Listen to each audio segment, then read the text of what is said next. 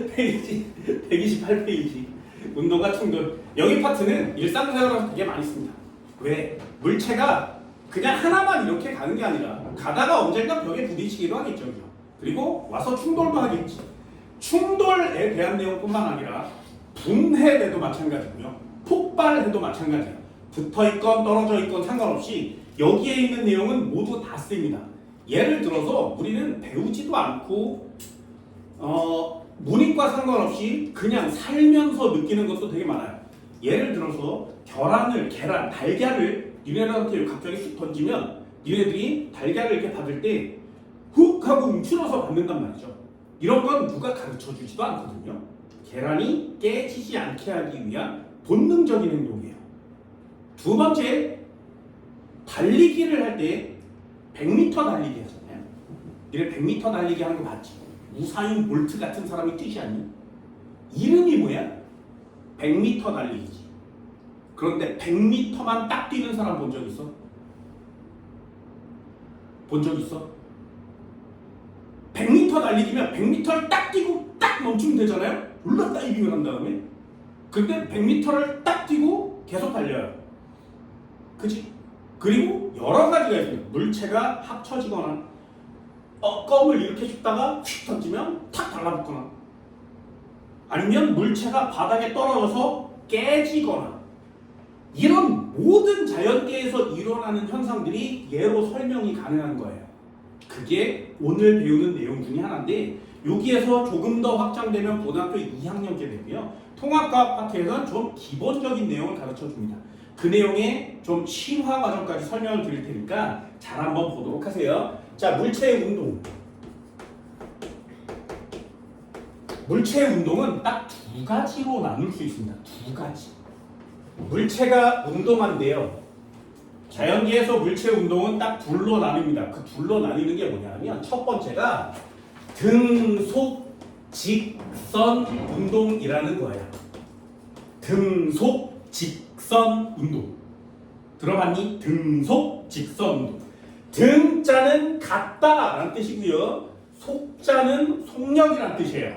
그래서 얘는 속력이 변함이 없어요라는 운동이고요. 두 번째, 직선 무슨 뜻이야? 휘어지지 않는다는 거지. 계속 앞으로만 간다는 거지. 이걸 방향이 변함없어요라고 씁니다.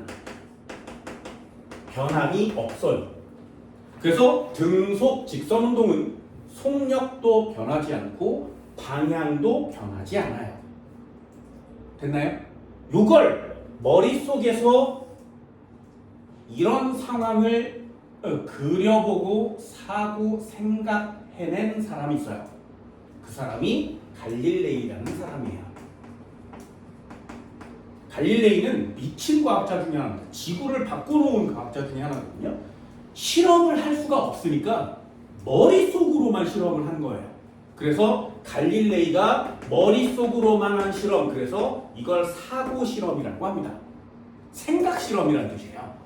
왜냐하면 지구에는 마찰이나 저항이 없을 수가 없어요. 마찰이나 저항이 없는 상황을 만들 수가 없지. 특히 그 옛날에는 더 만들 수가 없었을 거예요. 그래서 이 조건에 해당하는 상황을 만들 수가 없으니까 머릿속으로 상상만으로 만들어낸 실험입니다. 그 실험이 뭐냐면, 마찰이나 저항이 없는 판때기를 준비하고 여기다가 쇠구슬을 놔두면 이 쇠구슬이 아래로 이렇게 내려가지 않겠니? 그러다가 바닥을 찍은 다음에 다시 기어 올라오지 않겠니?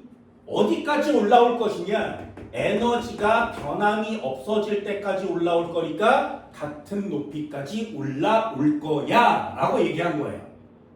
됐나요? 이걸 지금 과학자들은 뭐라고 얘기하냐면, 얘가 가지고 있는 포텐셜 에너지가 운동 에너지로 바뀐 다음에 다시 포텐셜 에너지로 바뀔 거야.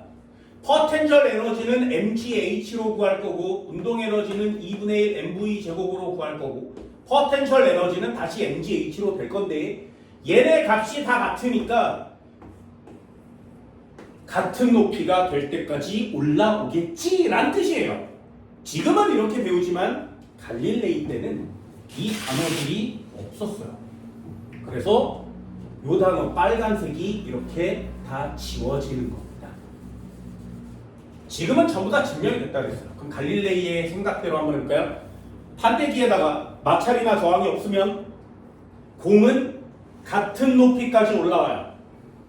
그럼 다시 내려가서 같은 높이까지 올라와요. 다시 내려가서 같은 높이까지 올라와요. 이걸 무한 반복해요. 그런데 우리는 일상생활에서 이런 모습을 볼 수가 없지. 왜? 이렇게 떨어뜨리면 올라갔다가 내려왔다가 이렇게 되다가 멈추는 거죠. 에너지가 다 없어졌으니까. 뭐 때문에? 마찰이나 저항 때문에. 그럼 에너지가 없어지지 않는다면 원래 상황 그대로 될 때까지 올라온단 말이죠.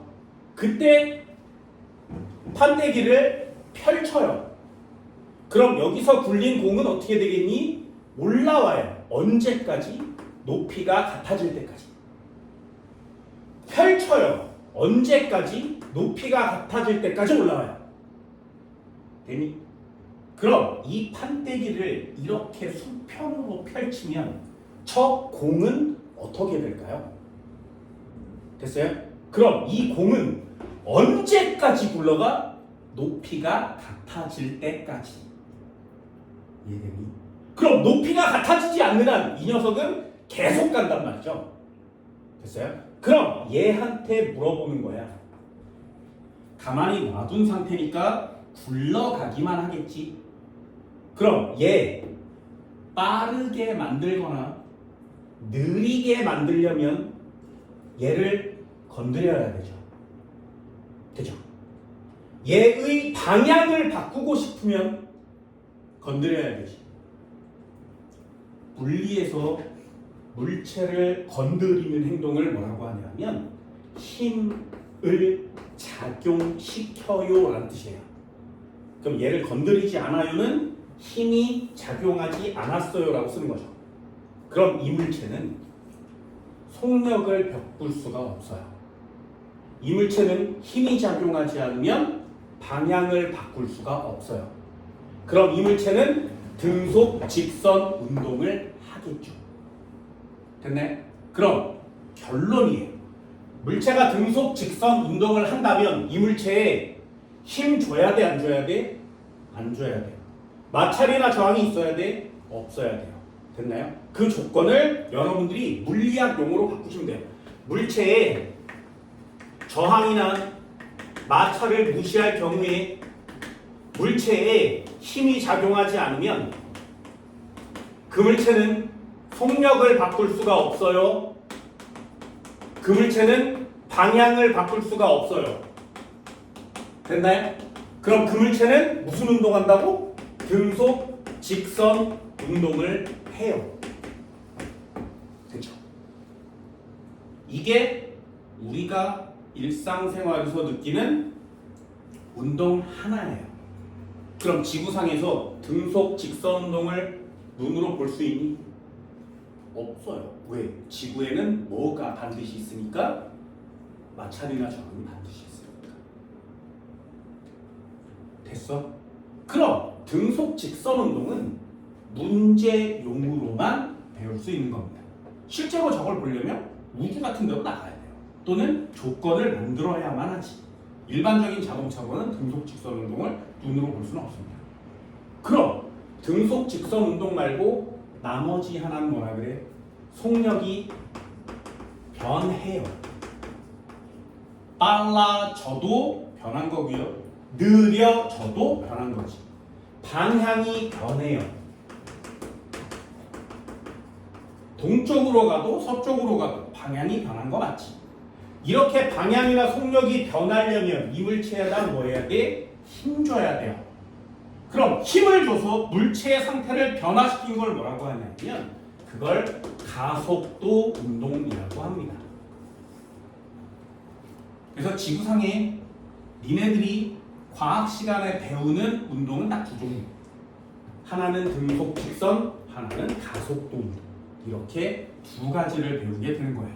그 중에 첫 번째 내용이 등속 직선 운동에 대한 요 녀석입니다.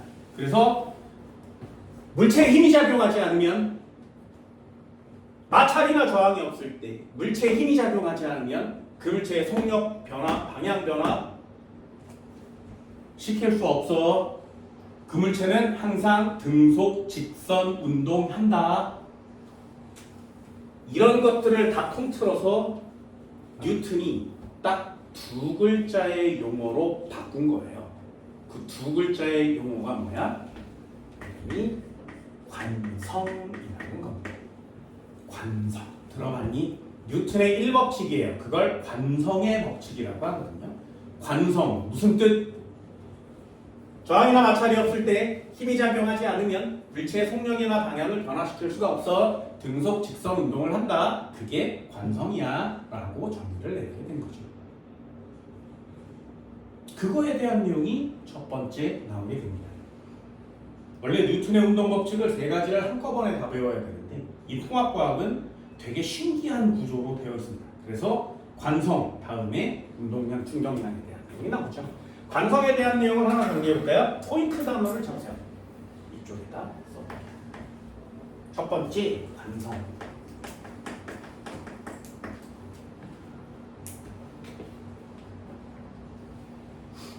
관성. 여기다가 포인트 해볼까요? 뉴턴의 제1 운동 법칙입니다. 뉴턴의 1법칙이 이름이 관성의 법칙이에요.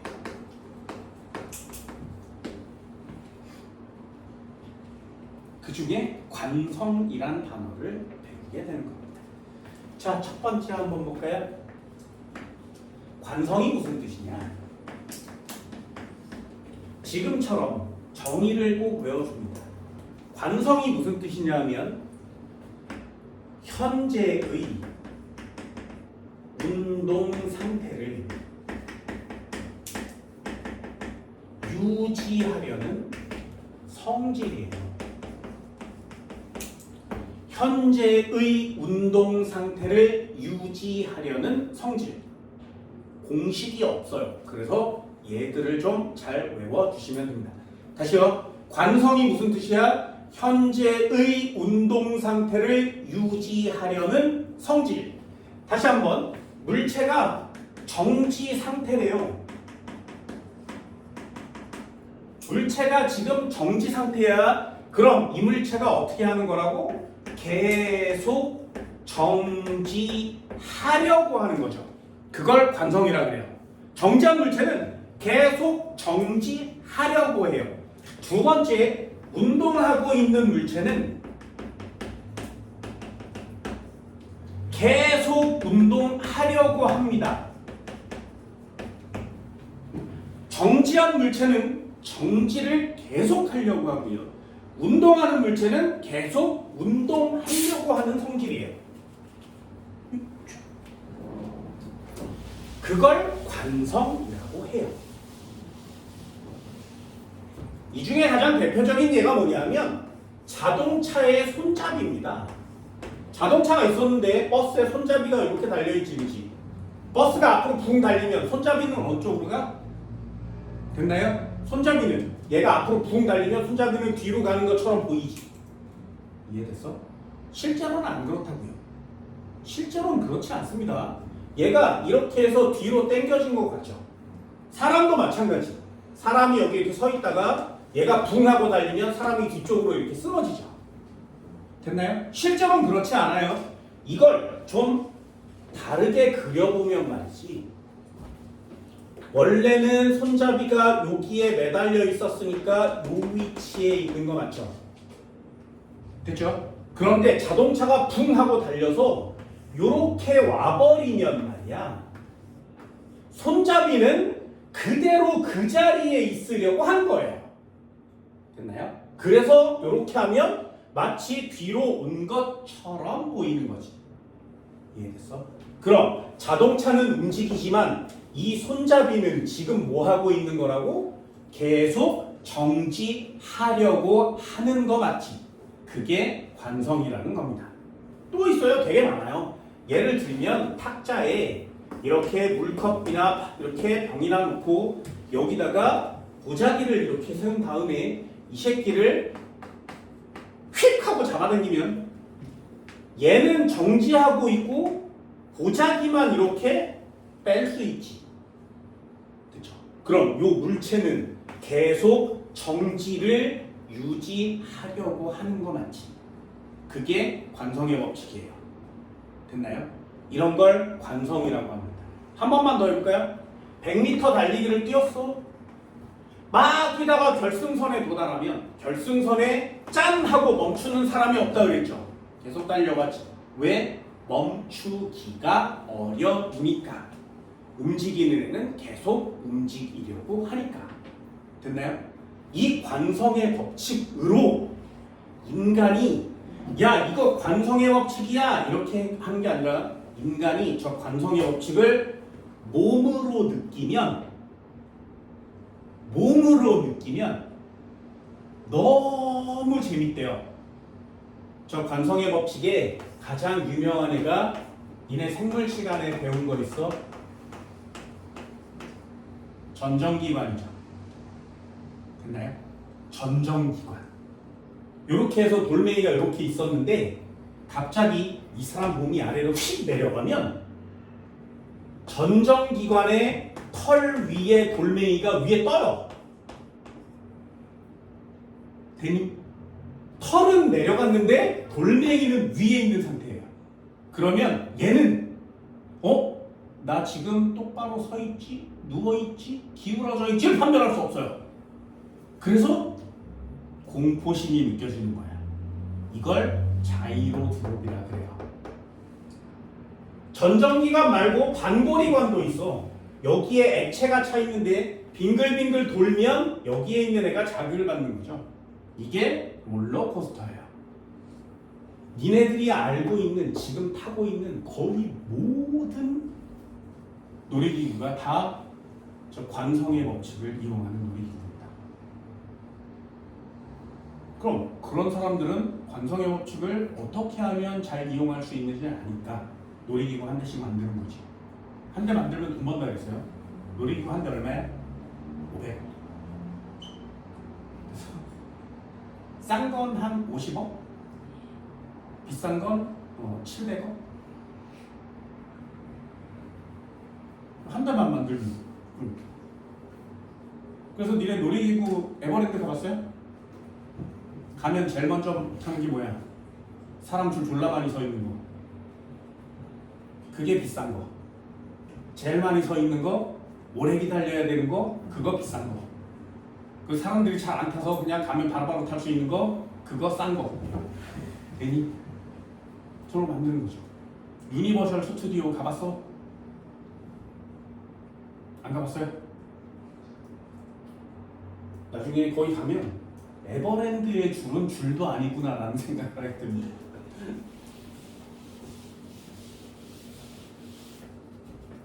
관성의 법칙은 일상생활에서 매우 많습니다. 매우 많습니다. 그래서 잘 알아두세요. 정지 상태를 계속 정지시켜주는 관성을 다른 말로 그냥 간단하게 정지관성이라고 하고요. 움직이고 있는 게 계속 움직이는 건 그냥 줄여서 운동관성이라고 합니다. 얘는 공식이 없으니까 얘를 좀 알아두시고요. 이 운동 상태인 애를 특히 뭐라고 하냐면 얘는 계속 그 상태를 유지해야 되죠. 속력도 변함이 없어야 되고요. 그 상태를 계속 유지해야 되거든요. 그러니 방향도 변하면 안 돼요.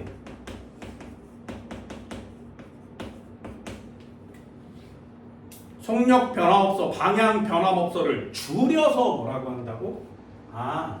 등속 직선 운동하는구나.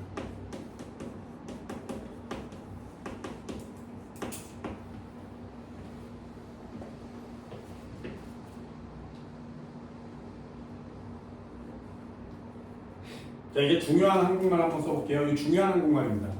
이래도 이거 이해해 주세요. 제발 부탁이에요. 잘 보세요. 진짜 잘 봐.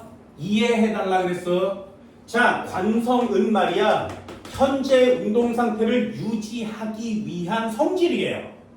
그럼 관성도 크기가 정해지는데 어떤 게 관성이 큰지 잘 봐. 첫 번째, 굉장히 가벼운 1kg짜리 돌멩이가 있어요. 그리고 이쪽에 졸라 큰 1톤짜리 돌멩이가 있어. 되니? 자, 사람을 여기다 세울 거야. 밀 거고요. 사람을 여기다 세울 거예요. 밀 거예요. 되니? 잘 보세요.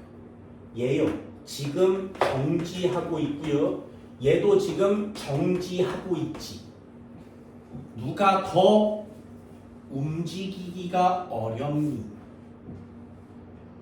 그래서 1kg짜리 움직이기가 쉬워? 1톤짜리를 움직이기가 쉬워?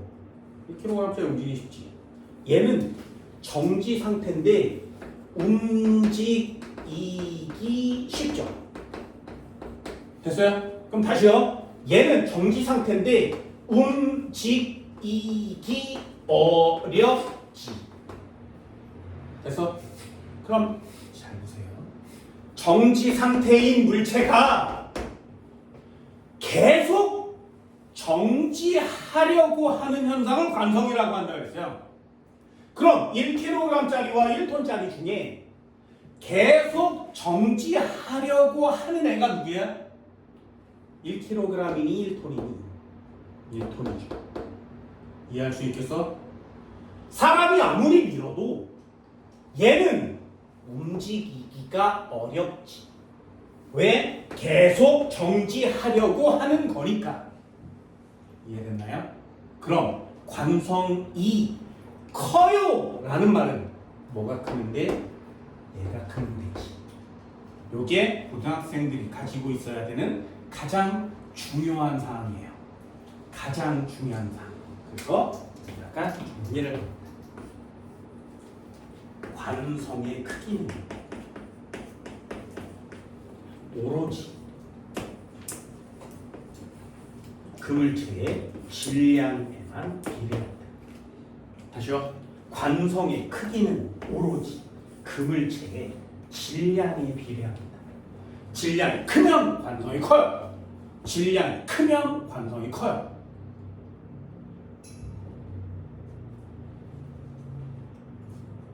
저 잊어버리지 마세요.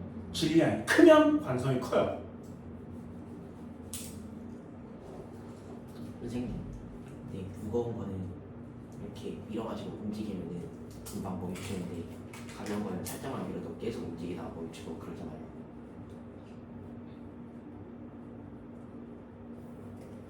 그러면은 가벼운 거는 조금만 해도 계속 움직이니까 운동 관성이 좀 높은 거고 그런 거 아니에요?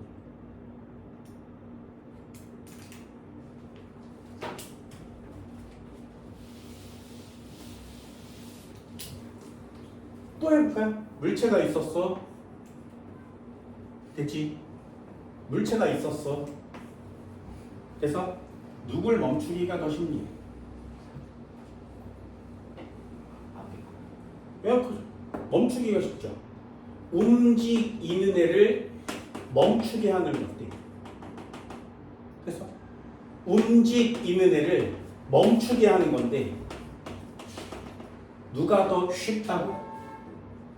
얘가 움직이는 걸 멈추게 하는 게 쉽지. 얘는 움직이는 걸 멈추게 하는 게 어렵지.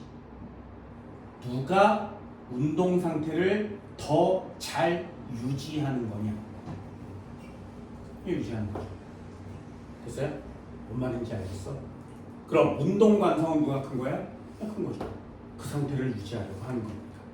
그럼 정지 관성도 질량이 큰 애가 크고 운동 관성도 질량이 큰 애가 커요. 그래서 통째로 관성은 질량이 큰 애가 커요. 그래서 한 번만 더 해볼까? 니네 히어로 영화 이런 거 봤어? 스파이더맨을 보면 졸라 큰 기차가 막 가고 있어. 브레이크가 고장났어. 곧 있으면 탈선할 것 같아. 그래서 스파이더맨이 여기다가 거미줄을 이렇게 막 쳐서 기차를 막아야 되니? 한 번만 더. 여기에 졸라 조그만 자동차가 있어. 달리고 있어. 브레이크가 고장났어. 거미줄을 졸라 쳤어. 그래서 멈춰. 누가 더 멈추기 쉽냐? 되게 간단하게 멈출 수 있지, 그치? 그럼 운동 상태가 누가 더 잘 바뀐 거야? 잘 바뀐 거죠. 움직이고 있는 또는 정지하고 있는 그 상태가 다른 상태로 변한 거 맞지? 그 잘 변한다는 건 관성이 큰 거야, 작은 거야? 작은 거지. 됐어요? 상태가 잘 변하는 건 관성이 작은 거예요. 관성은 그 상태를 유지하려는 현상입니다. 질량이 그래서 중요한 단어가 되는 거죠. 관성은 질량이 클수록 커요. 관성은 질량이 클수록 커요. 다른 거 쓰면 안 돼. 나중에 가속도라는 단어를 배워도 그때 또 다른 거 쓰면 안 돼요. 관성은 질량이 클수록 커요.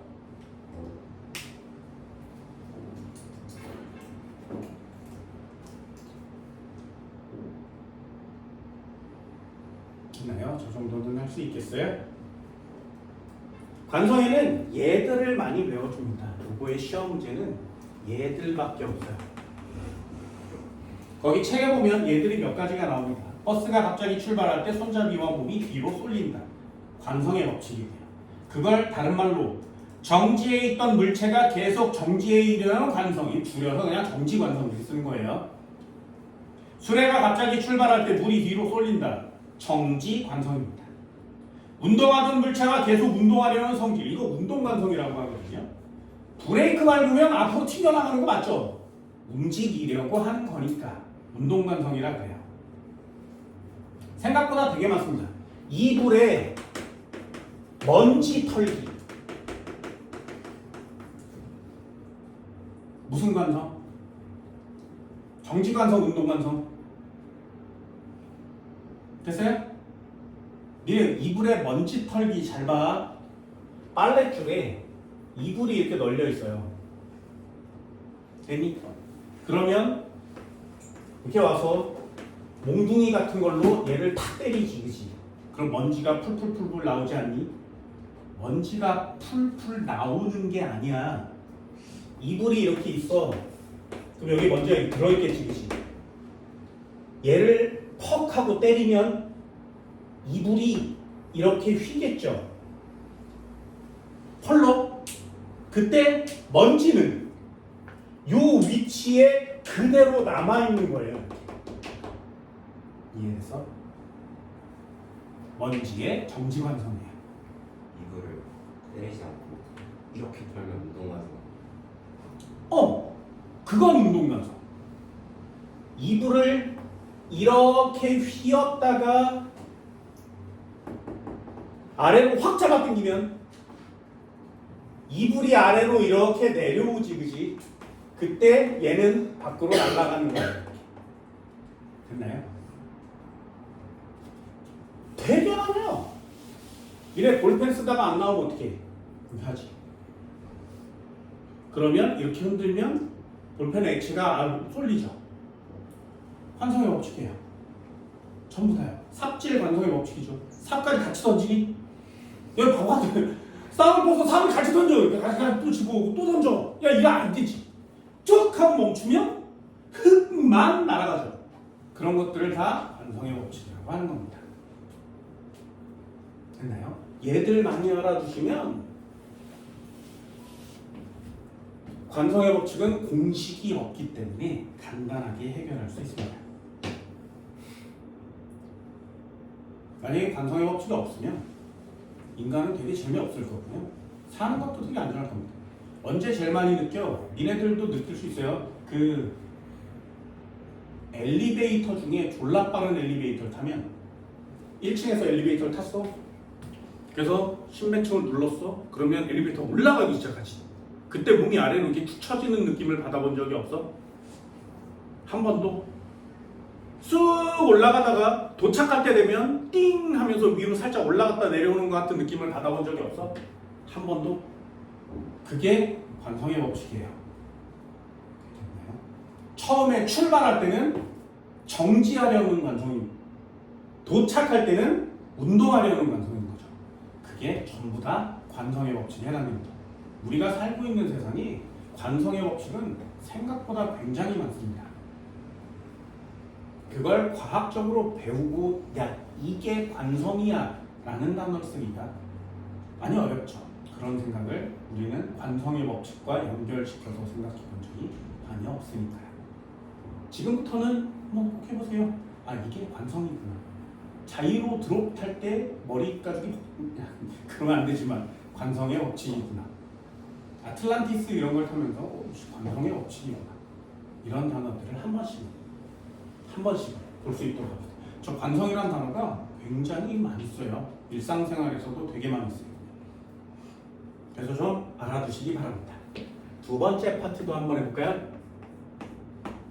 갑자기 생뚱맞게 1 운동 법칙을 배운 후에 갑자기 운동량이라는 단어를 배웁니다.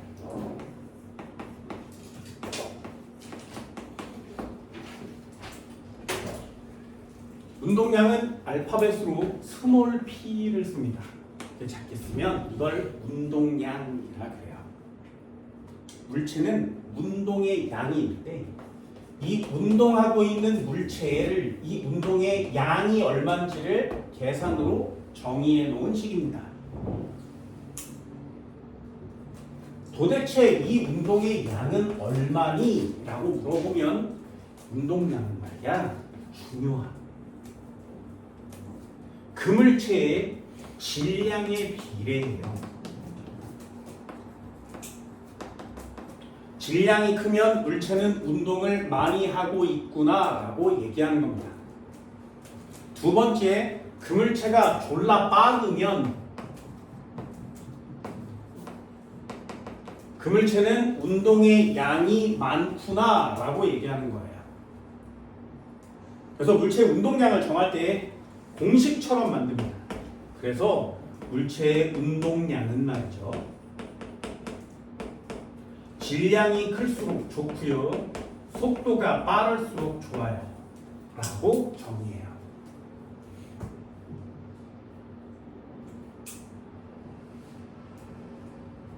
얘를 P는 MV 이렇게 외우지 마시고요. 운동량은 질량 곱하기 속도야 이렇게 배우세요. 애들 하도 못 외워서 이걸 이렇게 써놓고 요걸 외우게 하는 선생들도 많습니다. 그래서 MVP 이렇게 외우는 거거든요. MVP라는 단어 들어봤죠? MVP 매우 중요한 사람이라는 뜻이잖아요. MVP. 그러니까 나중에 MVP를 외우게 시키잖아. 그러면 나중에 MVP 뭔데 몰라요. MVP가 뭔지를 몰라요. 그러니 공식처럼 MVP 이러지 마시고요. 운동량은 그물체의 운동량은 질량이 클수록 속력이 빠를수록 좋구나 이런 뜻이야. 예를 들어서 여기에 1kg짜리가 있대요. 여기에 1kg짜리가 있대. 여기에 10m/s로 얘 달리고 있고요. 얘는 20m/s로 달리고 있대요. 자, 누가 더 운동을 잘하고 있니? 얘 잘하고 있는 거 맞지? 되게 당연하지 않니? 운동을 잘하고 있는 걸 양으로 표시하는 거죠. 그럼 운동의 양은 누가 많다고 표시할 수 있어? 얘가 많다고 표시할 수 있는 거죠. 한 번만 더요. 1kg짜리 애가 있었는데 얘가 10m/s로 달리고 있대. 100kg짜리 애가 있었는데 똑같이 10m/s로 달리고 있대. 누가 더 운동을 지금 잘하고 있는 거냐고. 얘가 잘하고 있는 거 맞죠? 더 힘을 많이 줬을 테니까. 그렇죠? 운동을 잘하고 있는 얘죠. 그러니 양이 많구나 이렇게 쓰는 거예요. 중요한 거 하나 써볼까요? 운동량은 되게 쉽습니다만 운동량의 단위를 꼭 쓰세요. 운동량의 단위는 그래서 질량의 단위 kg을 쓰고요. 속도의 단위 m/s를 쓰는 겁니다. kg, m/s 이렇게 쓰면 이게 운동량의 단위가 됩니다. 물리라는 과목에서 굉장히 비중 큰 내용이에요. 운동의 양은 질량의 속도를 곱한 값과 같구나. 이게 얼마나 쉬운 건지 알아? 이 고등학교 2학년 가면 또 배우거든요. 어려우면 안 돼요. 자, 얘 1kg짜리가 있었는데 얘 20m/s로 달리고 있대. 저 물체의 운동량은 얼마니? 이렇게 물어보면 그냥 곱하기 하시면 돼요. 됐나요? 이런 걸 틀리는 애는 구구단을 못한다는 얘기지, 그치? 말인지 알겠어? 이게 시험 문제거든요. 운동량 얼마니? 아 1kg짜리가 지금 20m/s로 달리고 있으니 20 쓰고 kg/m/s 이렇게 정의하는 거 맞지? 이게 다예요. 와 선생님 운동량 충격량 너무 어려워요 이러지 마세요. 그냥 이게 운동량의 전부 다야. 질량 찾아 속도 찾아 곱해.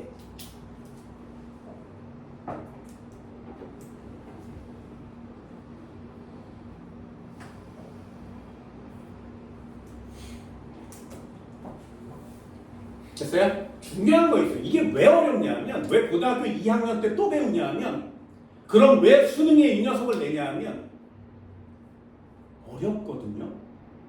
선생님 구구단하는 게 뭐가 어려워요? 여기다가 반드시요. 여기다가 반드시.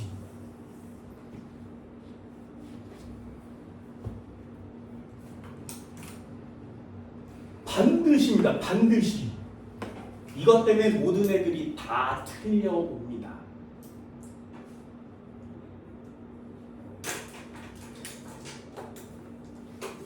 전부 다 틀려와요. 이거 반드시 꼭 써주세요. 속도는 말이야. 방향이 정해져 있습니다.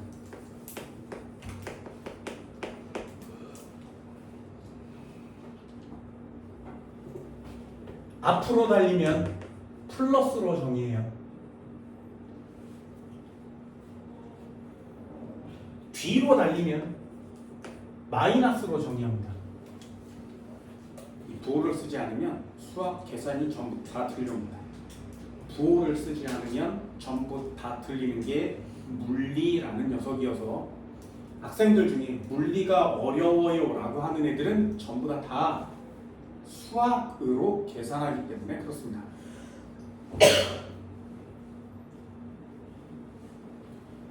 동쪽으로 달리고 있는 걸 플러스로 정의하면 서쪽으로 달리는 걸 마이너스로 정의합니다. 플러스와 마이너스는 반대 방향을 얘기해요. 그래서 북쪽으로 달리면 남쪽으로 달리는 걸 플러스 마이너스로 정의하셔야 됩니다. 속도는 방향이 있기 때문에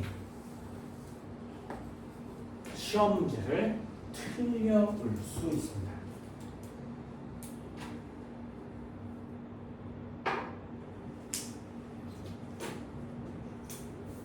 이게 니네들이 해야 되는 시험 문제가 됩니다. 조금 이따 좀 심화 과정처럼 한번 배워보도록 할게요. 운동량 쉽죠? 그죠? 운동량 해볼까요? 야 이게 어려우면 안 되지. 0.1kg짜리가 있었는데 이 녀석이 10m/s로 달리고 있대. 운동량은 얼마니? 1 이렇게 쓰는 거죠. 야 이게 어려우면 안 되잖아요. 그래서 쉬운 거 두 개를 합쳐서 졸라 어려운 거 하나를 만듭시다. 두 번째요.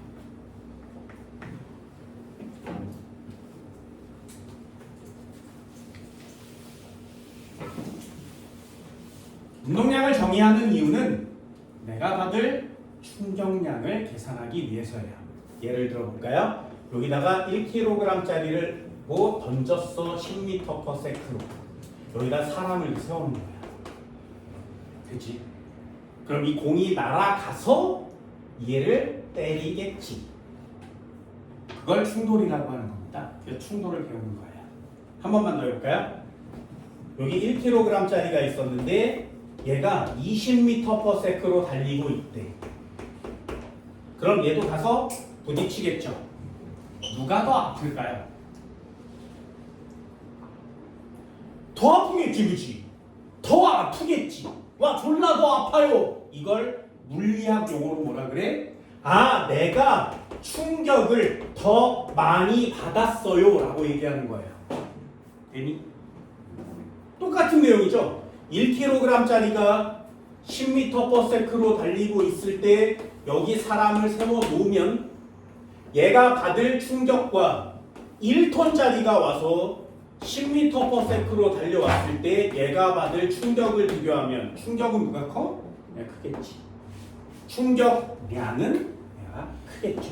그게 두 번째 내용이에요. 그럼 충격량이 크다는 얘기는 기본적으로 뭐가 크면 돼? 운동량이 크면 되죠. 운동량이 크면 충격량도 커요. 됐나요? 그게 기본적인 상황입니다. 두 번째 내용도 한번 해볼까요? 그걸 충격량이라고 해요. 운동량과 충격량. 충격량은 영어로 대문자 I를 씁니다.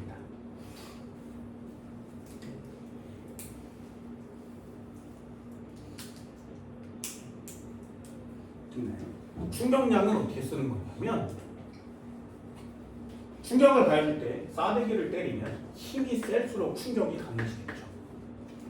그래서 힘에 비례합니다.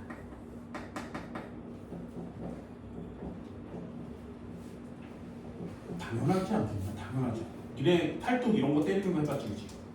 살짝 때리면 안 아프죠? 졸라 세게 때리면, 힘을 졸라 세게 때리면 당연히 충격을 많이 받을 거 아니에요? 되게 당연하지, 그치? 두 번째, 이것도 한번 해볼게요. 때릴 때 말이야. 찰싹 이렇게 때리는 게 아프겠니? 아니면 때리고 문지르는 게 아프겠니? 그래서 그것도 여기에 해당하는 내용이에요.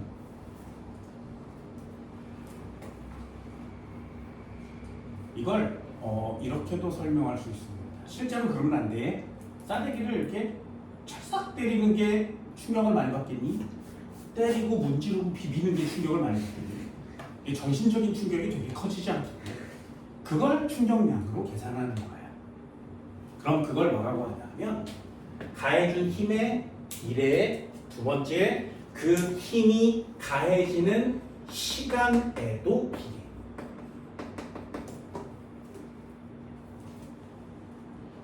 그래서 공식처럼 역시 만들면 충격량은 힘에다가 시간을 곱해요. 그러면 충격량이 되는 겁니다.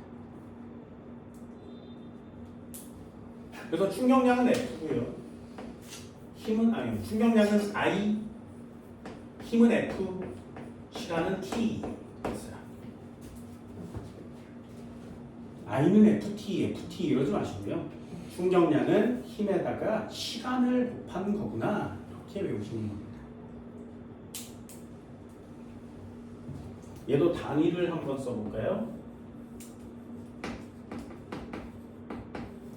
충격량의 단위는 힘의 단위 뉴턴, 시간의 단위 세크 있습니다.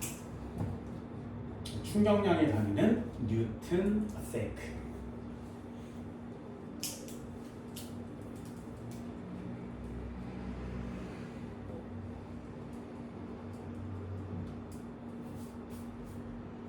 충격량의 단위는 뉴턴 세크. 자, EX 한 번만 더 해볼까요? 물체가 있었어. 2kg이야. 나는 이 물체한테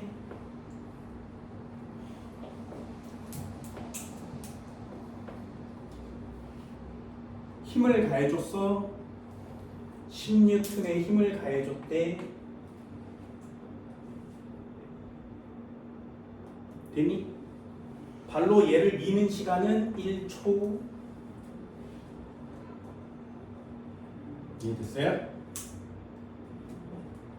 2kg짜리 물체를 10N의 힘으로 1초 동안 밀었어.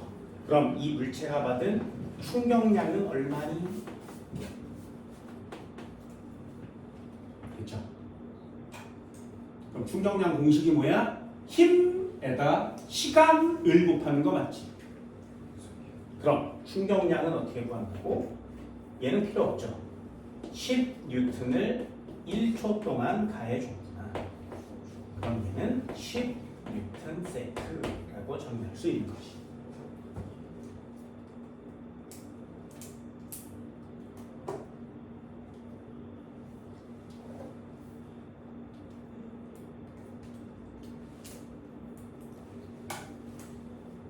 됐나요? 이 정도는 할 수 있겠어요? 별로 어렵지 않죠, 그죠?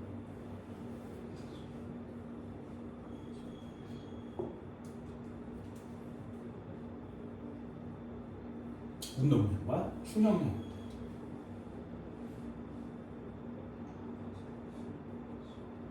얘도 어디다가 동그라미? 여기다가 동그라미. 여기다가 동그라미.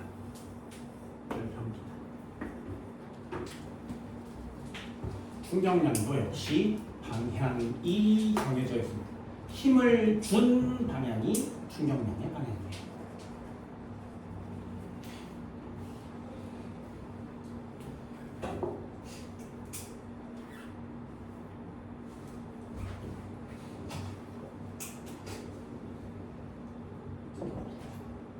있어요? 이 정도는 되나요? 이 정도 돼요?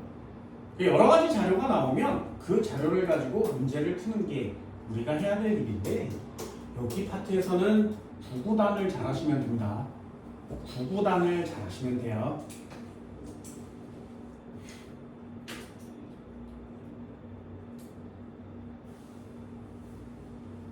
됐나요? 이 정도는 돼요. 운동량, 충격량. 원래 이 운동량, 충격량에서는 엄청나게 많은 내용을 배워야 합니다. 그런데 그렇게 엄청나게 많은 내용을 잘 배우지 않아요. 이렇게 기본적인 사항들만 통합과학에서는 다루게 되죠. 그래서 통합과학이 다른 과목에 비해서 좀 쉬울 수 있어요.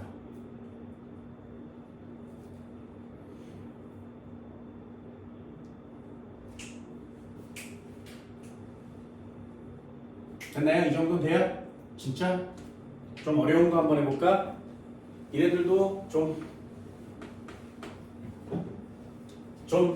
어려운 거 한번 해볼게요. 이거 좀 어렵습니다. 심화 과정이에요. 진짜 잘 봐. 어렵다 그랬어. 알고 있는 것만 한번 해보도록 할게요. 얘네들이 이걸 알면 되게 좋을 텐데 아직 여기까지는 안 온 학생들도 있을 겁니다. 대신에 한번 해볼 거예요. 잘 보세요. 진짜 잘 봐야 돼. 자, 충격량 한번 구해볼까요? 충격량. 몰라도 상관없어요. 물리는 이런 거니까. 충격량 한번 해볼게요. 뭐에다 뭐 곱하는 거라고? 충격량. 뭐에다 뭐 곱하는 거라고? 힘에다가 시간을 곱해서 구해요. 되니? 한 번만 더요. 힘을 기호로 쓰면 F라고 쓰고요. 시간을 기호라고 쓰면 T라고 씁니다. 심화 과정이에요.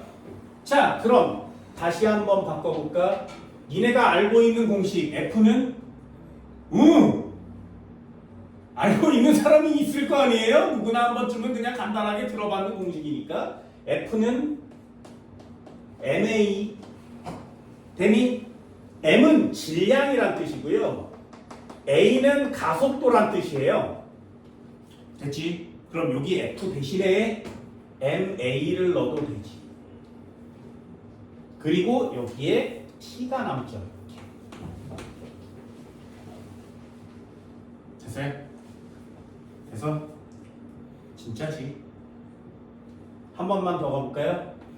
그럼 M 여기다가 놔두고 AT로 묶어. 선행을 한 사람들 알고 있나요? 가속도 구하는 공식이 뭐예요?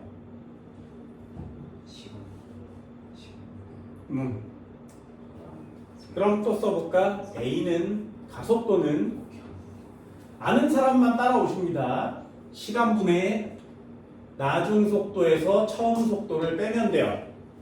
속도의 변화량이라고 합니다. 되니? 그럼 이 t를 이쪽으로 넘기면 v-v0만 남지. 그래서 at를 여기다가 묶어서 v-v0를 만드는 거예요. 그래서 여기다가 대입하는 거죠.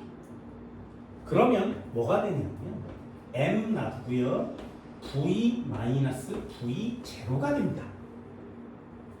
그지? 그럼 요거 한번 써볼까? 요거 mv고요. 마이너스 mv0죠. 자, mv 뭐라고? mv p지. 그래서 얘가 나중 운동량이 되는 거예요. 얘가 처음 운동량이 됩니다.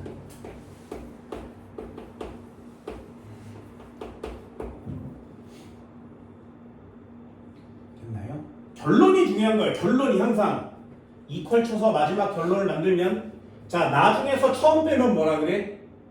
그걸 변화량이라 그래요.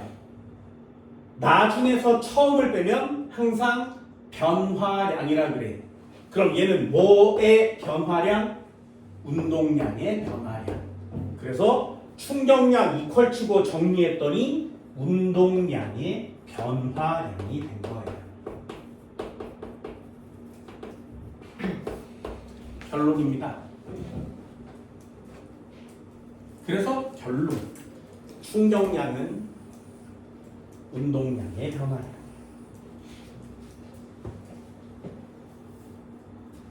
충격량은 운동량의 변화량.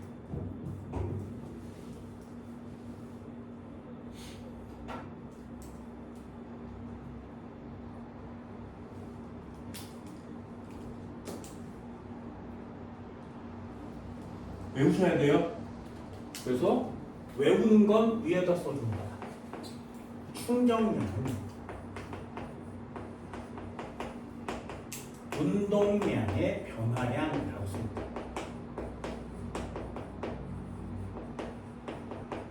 충격량은 운동량의 변화량. 그럼 반대로도 써볼까요? 그럼 운동량은 충격량의 변화량입니다.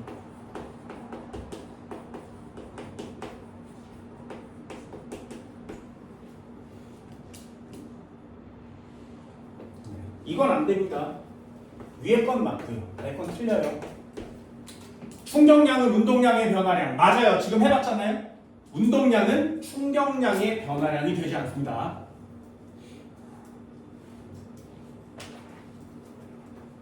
선생님 이게 뭐야? 잘 이해가 안 되는데 가속도 구하는 공식은 이 뭐니? 도대체 모르겠는데. 자, 다시 한번 해볼까요? 그럼 단위로 하세요. 해볼게. 자, 힘의 단위가 뭐라고? 뉴튼. 시간의 단위가 뭐라고?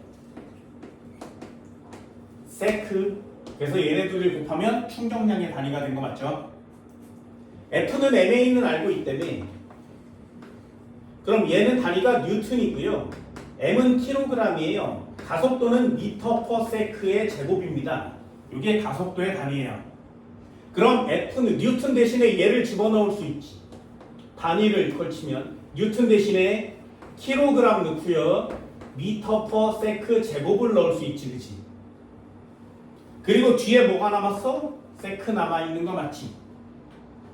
그러니까 얘랑 이렇게 지워지면 뭐만 남아?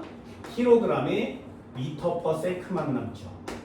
어때? 충격량으로 계산해서 단위를 풀었더니 운동량의 단위 나온 거 맞지? 이해됐나요? 그래서 충격량을 구해라 그러면 운동량이 얼마나 변했는지를 구하는 거예요. 시험 문제 2개만 한번 정리해볼까? 굉장히 쉽습니다. EX 요 별표 하나 쳐보세요.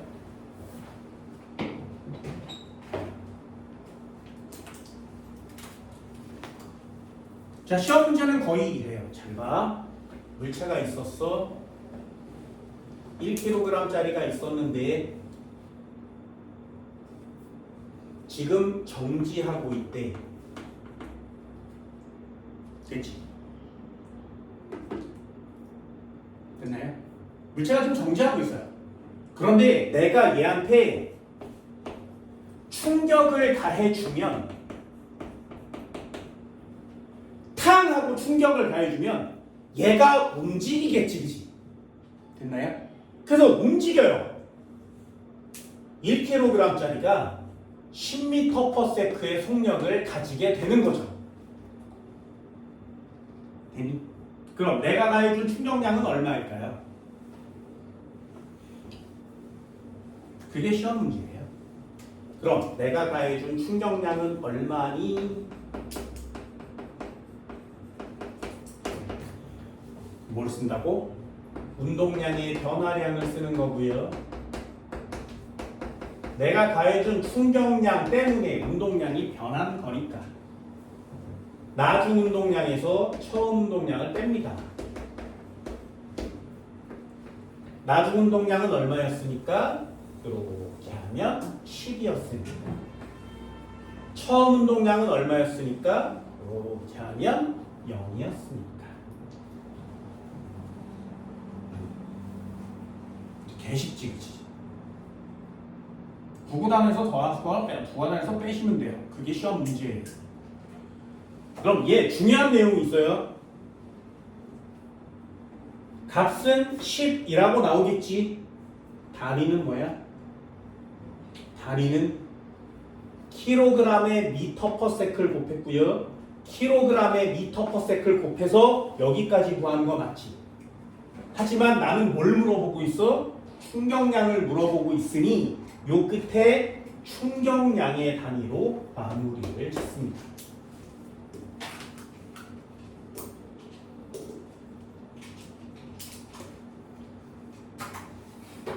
충격을 가해주면 운동량이 변해요. 그 운동량이 얼마나 변했는지를 가지고 충격량을 계산할 수 있는 겁니다.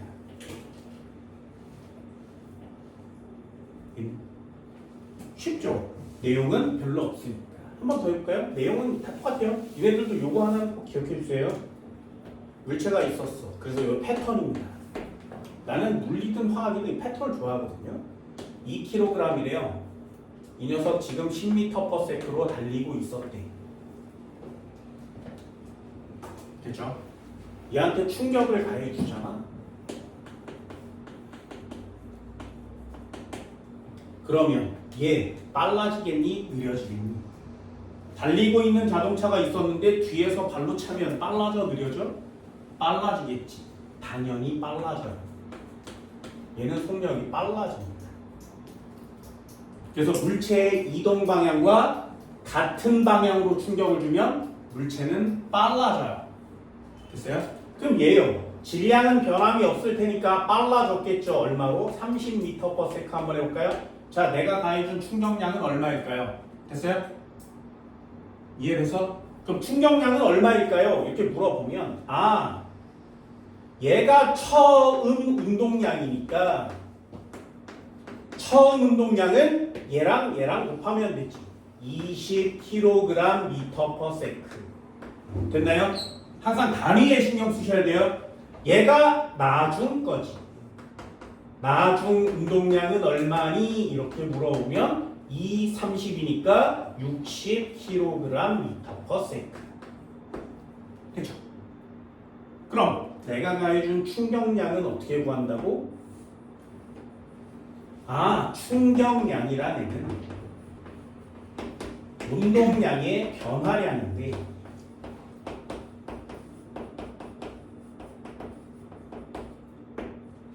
어디서 어딜 빼? 나중에서 처음 빼는 거 맞지? 나중에서 처음 빼는 거 맞죠? 변화량은 항상 나중에서 처음을 뺍니다. 됐어요? 변화량은 항상 나중에서 처음을 빼요. 그럼 나중이 얘지. 60. 처음이 얘지. 20. 뺐으니까 나 40 준 거 맞지? 단위는 뭘 쓴다고? 충격량의 단위를. 됐어요? 뒤에다가 나 충격량 40 뉴턴 세크 줬어요. 이런 뜻이에요.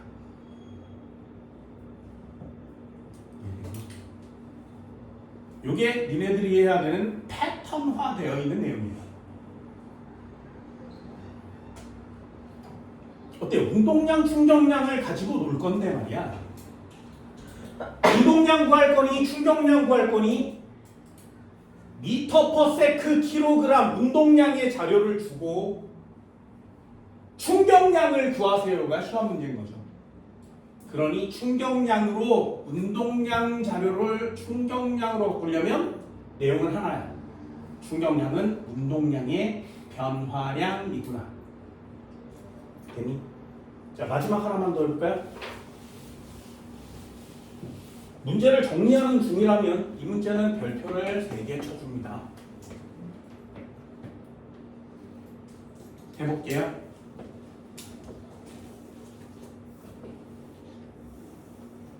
벽이 있었어. 공이 있었어.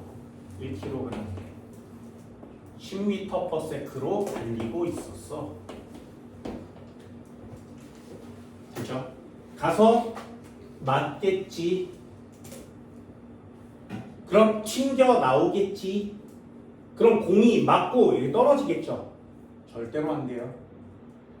절대로 안 돼요. 공이 맞고 다른 데로 갈 수도 있지. 안 돼. 고등학교 2학년 물리 1까지는 시험 문제에 온 공이 그대로 벽에 맞고 그대로 다시 나가야 돼요. 상상이가 이게 말이 돼? 안 돼. 그럼 다르게 떨어지는 건 시험 문제 어떻게 내? 못 내. 이해되니? 나중에 가서 배우세요. 한 번만 더 해볼까요?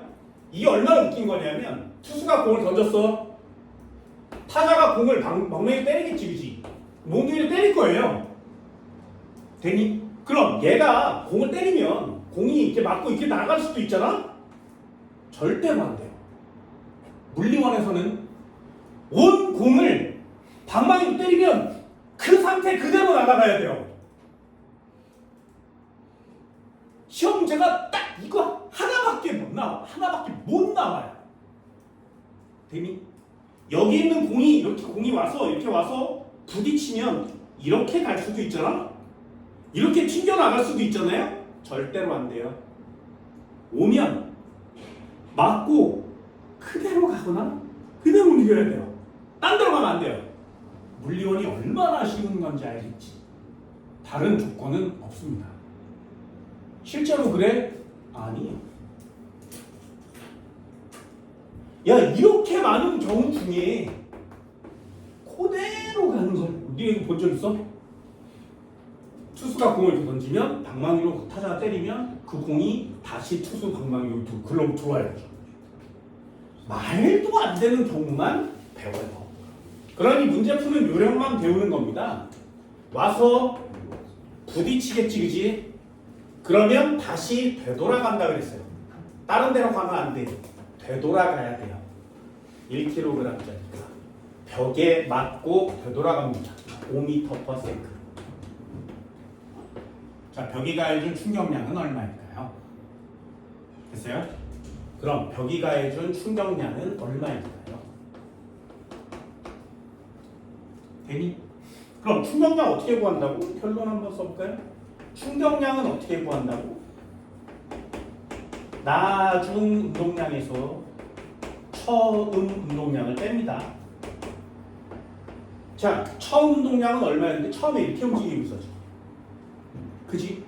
그럼 얘는 1, 10이니까 10kg/m/s예요. 나중 운동량은 이렇게 움직이게 됐지. 5kg/m/s예요. 그럼 나중 운동량은 5인데 처음 운동량은 10이니까 얘는 -5N가 되겠네요. 그렇죠? 이해됐어요?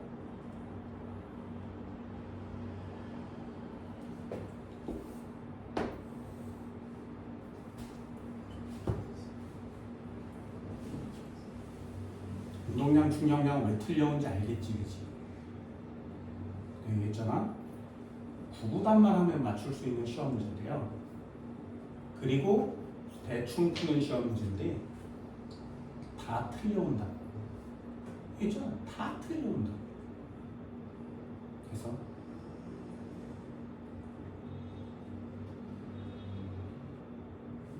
얘네들은 틀려오지 마세요. 그래서 나중에 세월이 지나서 여기 원장한테 물리를 배울 때가 돼도 절대로 틀리지 마. 절대로 틀리지 마. 아마 원장이 이래들 이걸 설명할 때는 막 욕바가지를 하면서 설명을 하겠지, 그치? 그러면 막 기억을 할 거야. 근데 나는 니네들이 날 봐서 뭐 알는지 모르는지 모르겠지만 목에 막 힘을 주고 막 이시야 뜯지면 안 돼, 이 미치게 막 이렇게 강의를 하지 않아요. 물론 옛날엔 그랬었어. 그런데 그렇게 미치듯이 쏟아붓고 소리를 지르고 막 샤샤 이렇게 가르쳐줘도 다 틀려와. 다 틀려. 내가 분명히 졸라 강조를 하거든요. 미친 듯이 강조를 해도 다 틀려와요. 그럼 나만 손해줘. 그렇지. 그래서 그냥 야 미친 듯이 강조를 하든 그렇지 않든 틀려오는 거 그냥 틀리는 거니까 그냥 쿨하게 그냥 강의해요. 괜히 아직도 뭐가 틀렸는지 모르는 사람이 있다면 이해는 반드시 물리를 잘하는 애와 못하는 애 선생님 저는 물리를 도저히 모르겠어요. 너무 어려워요. 이러는 애와 물리 올라쉽거든요 라고 하는 애는 차이가 딱 하나예요. 공식을 잘 외우고 못 외우고가 아니야. 상황을 알고 모르고가 아니에요.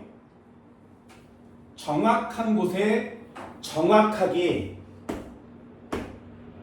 부호를 붙일 수 있는 자가 이기는 거라고. 말인지 알겠니? 그래서 저렇게 미친 듯이 동그라미를 쳐대는 거고요. 이런 문제를 봤을 때 계산을 먼저 하는 애가 물리를 못하는 애들이에요. 잘하는 애들은 뭐라고? 아, 얘가 반대 방향이지. 플러스 마이너스를 붙이고 시작해야겠군. 그게 물리를 잘하는 녀석이 되는 겁니다.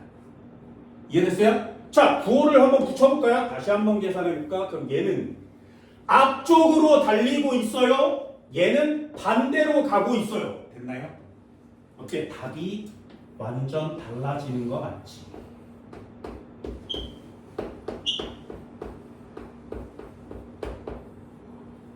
그죠? 부호를 붙이냐 안 붙이냐가 답을 완전 다른 애로 바꿔줍니다. 그럼 나 충격량이 마이너스 15가 나왔거든요. 마이너스를 살짝 지우고 뭐라고 쓰는 거야? 이쪽 방향으로 충격을 가해 준 거예요 라고 표시하는 거예요. 됐나요? 왜 사람마다 다를 거 아니야? 선생님 나는 얘를 마이너스라고 얘를 플러스라고 할래. 이해됐지? 그건 각자 알아서 부호를 붙이는 거예요. 단 물리에서요. 반대 방향으로 움직이고 있는 애한테 마이너스를 붙일 수 있는 자가 진짜 실력자가 되는 겁니다. 그래서 이 내용은 반드시 꼭 체크를 하나 해주시기 바랍니다. 이해되니? 한 칸만 더 할게요. 칠판 지워요. 잠깐 쉽시다. 아니. 자, 어려운 거 한번 해볼게요. 야, 이거 너무 쉽잖아요. 구구단하는 거 너무 쉽잖아. 중요한 거 하나 있습니다. 중요한 거. 자, 예제를 한번 들어볼게요. 요거 꼭 박스에다 써주세요. 그랬으면 보이나? 자, 충격량. 물체가 어딘가에 부딪히거나 충돌, 분해 이런 거 나오면 무조건 여기다 넣습니다. 충격량을 계산해 보면 얘는 힘에다가 시감을 못해요. 됐지? 얘는 다른 말로 표시하면 어떻게 쓴다고? 운동량의 변화량을 씁니다. 그럼 얘는 다시 말하면 어떻게 쓴다고? 변화량이니까 나중 운동량에서 처음 운동량을 빼는 거죠. 됐죠? 요걸 공식으로 쓰면 어떻게 되냐면 mv-mv0 이렇게 씁니다. 질량에다가 나중 속도를 곱하고 질량에다 처음 속도를 곱해서 그걸 빼시면 돼요. 요 네 칸이 여러분들이 풀어야 되는 모든 물리에 해당하는 사항이에요. 고등학교 1학년, 고등학교 2학년, 고등학교 3학년 모든 물리에 운동량, 충격량과의 관계가 나오면 저 네 줄을 쓰세요. 저기에다가 대입해서 문제를 풉니다. 첫 번째 내용부터 한번 해볼까요? EX 가장 간단한 내용이니까 복습 한번 해볼게요. 물체가 있었어. 얘가 2kg이래. 이 녀석한테 충격을 가해줬더니 정지하고 있는 물체가 있었는데 붕 달려서 2kg짜리가 10m/s가 되었어. 아까 했던 거죠, 그죠? 그럼 내가 가해준 충격량은 얼마니? 이렇게 물어볼 거예요. 충격량은 얼마니? 그러면 처음 운동량은 0 이렇게 쓰는 거고요. 나중 운동량은 20 이렇게 쓰는 거 맞지? 그럼 충격량은 어떻게 구해? 결국에 나중에서 처음을 빼세요. 20-0 이렇게 쓰고 이퀄 쳐서 20 뉴턴 세크 이렇게 쓰게 되는 겁니다. 그렇죠? 어렵지 않지, 그렇지? 한 번만 더 해볼게요. 한 번만 더 해볼게요.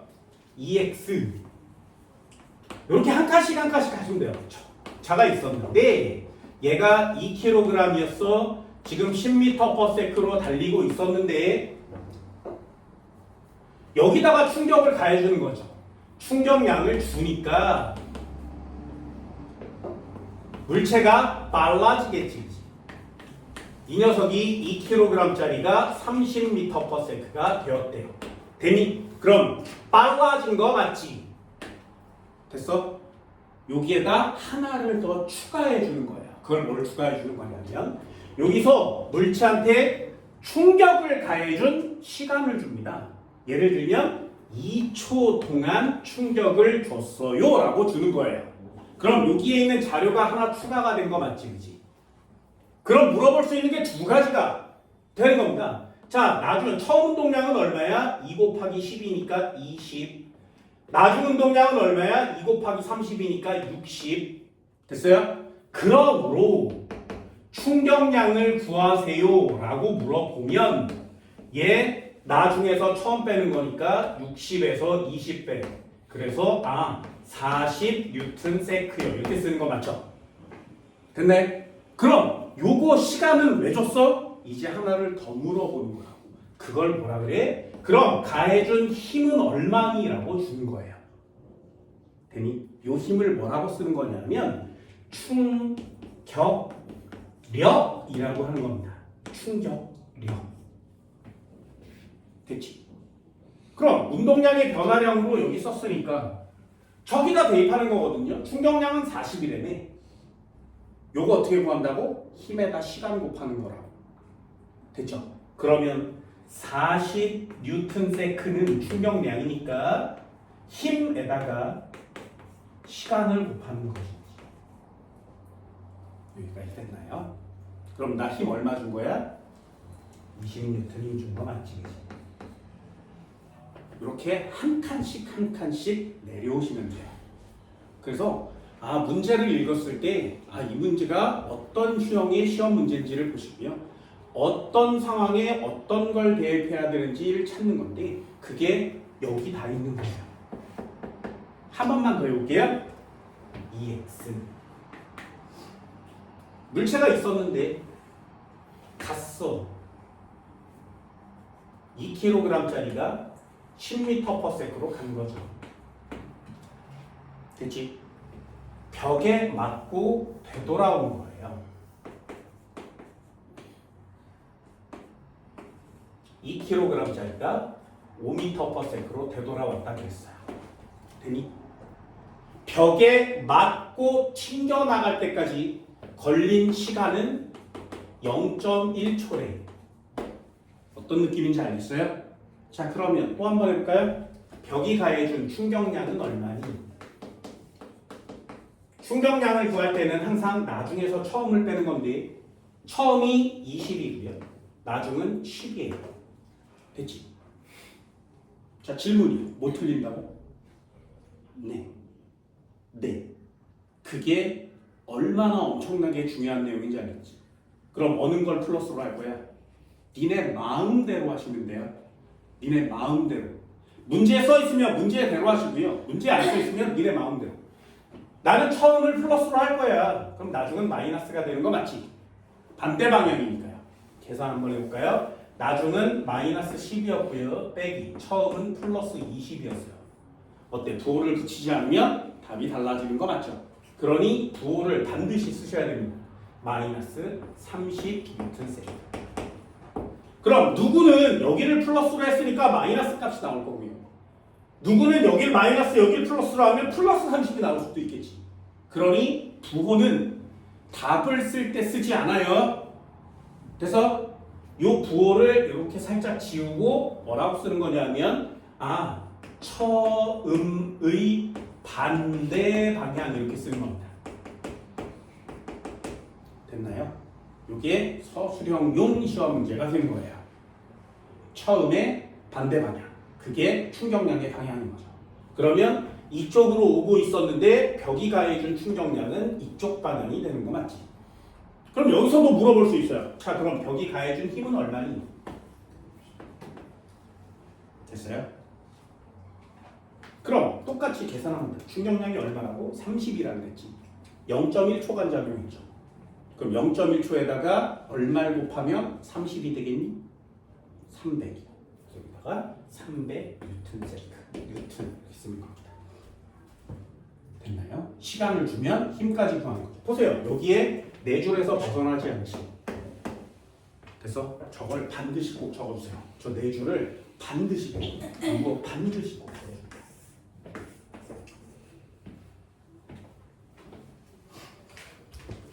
선생님, 근데 공이 벽에 닿았다가 0.1초 만에 튕겨난다는 게 무슨 뜻이에요?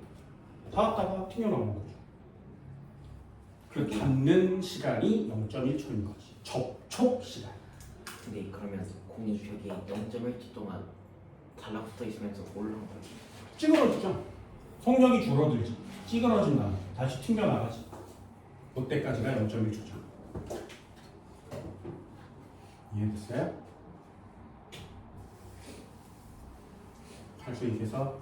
자, 그럼 한 번만 더 해볼게요. 이것도 뉴턴의 제3 운동 법칙이라는 거죠. 뉴턴의 제3 운동 법칙. 자, 이거 한번 써볼까요?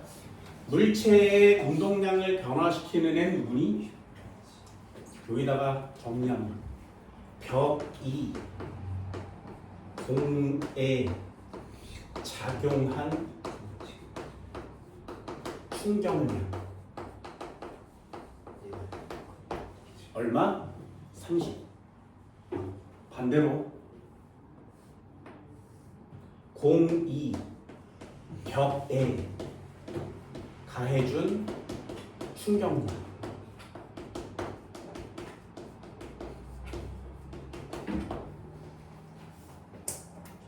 A가 B에 가해준 충격량과 B가 A에 가해준 충격량. 이 위에 있는 단어를 뭐라고 쓰는 거냐면 벽이 공한테 충격을 준 거죠. 한국말 됐어요? 벽이 공한테 충격을 준 거지. 그럼 이 충격량은 누가 받은 거예요? 그래서 요거랑 같은 말이 공이 받은 충격량이에요. 이 국어 시험 문제죠. 벽이 공한테 가해준 충격량은 벽이 공한테 가해준 충격량은 공이 받은 충격량이지. 한 번만 더요. 그럼 공이 벽에 가해준 충격량은 누가 받은 거예요? 벽이 받은 거겠지. 그래서 이걸 다른 말로 쓰면 벽이 받은 충격량이라고 합니다. 됐어요? 이렇게 동그라미를 쳐서 주어와 목적어가 대각선으로 이렇게 바뀌는 관계가 되면 이 두 개는 충격량의 크기가 같습니다.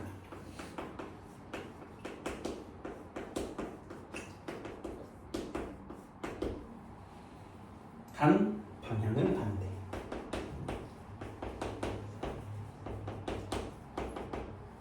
이렇게 정리하는 거예요. 그렇지? 그래서 물리를 하는 애들은 이런 경우에요. 깡패가 왔어. 야, 씨나 여기 와. 주머니 뒤져서 100원에 한 대. 이렇게 얘기하는 거야. 뭐 그러면 안 되겠지만. 그래서 왔어. 막 이러고 있다가 100원이 나왔어. 그래서 깡패가 쌀이를 이렇게 해서 볼따구를 딱 때리잖아. 그래서 이게 탁 맞아서 충격을 받았지. 그럼 깡패가 나한테 가해준 충격량과 반대로 내가 깡패한테 가해준 충격량 같아요. 맞았다고 억울해하면 안 돼. 그래서 똑같은 크기의 방향은 반대인 충격량을 준 거죠. 단 걔는 손으로 나의 볼에 충격을 준 것뿐이고요. 나는 볼로 걔 손에 충격을 준 것뿐이야. 그리고 때린 애는 기분이 좀 어떨지 모르겠지만 좀 기분이 좀 좋겠죠, 그죠? 맞은 애는 그냥 기분이 더러울 뿐이에요. 단 그 충격의 사이즈는 똑같다는 거죠. 그래서 한 대 쳐 맞았을 때 나도 때렸지라는 마음을 갖고 있어야 이게 진짜 물리를 하는 사람이야. 되니? 이씨 내 때렸으니까 나도 때려야지 이러면 안 되는 거야. 그게 물리를 하는 사람들인 거예요. 되니? 이게 얼마나 억울했으면 뉴턴이라는 사람이 있었잖아. 사과가 떨어졌지. 대가리를 때리고 갔어. 그래서 사과를 쳐다보면서 이 씨의 사과 이씨 나 얼마의 크기로 때렸어. 똑같이 돌려주겠어. 그래서 얼마의 힘으로 날 때렸는지를 스스로 계산을 했지. 그래서 힘을 정리한 거죠. 그리고 났더니 그래서 때려주려고 그랬더니 생각해보니까 사과가 나를 때린 만큼 나도 때렸네? 미안 이렇게 된 거죠. 그래서 제3법칙 작용반작용의 법칙을 발표하는 겁니다. 물리하는 사람은 이런 거죠. 아주 세상이 편해지지 않겠니? 물리를 한다는 건 공평한 거니까. 꼭 알아두세요. 충격량의 크기는 같습니다. 방향은 반대. 이게 반드시 중요합니다. 괜히 이 정도는 할 수 있겠어요? 그래서 벽이 가해준 충격량을 구하세요. 공이 받은 충격량을 구하세요. 이런 단어가 나와도 그냥 간단하게 충격량을 계산하시면 되고요. 같은 방향일 땐 상관이 없지만 물체가 반대 방향으로 움직일 때는 반드시 부호를 신경 쓰셔야만 합니다.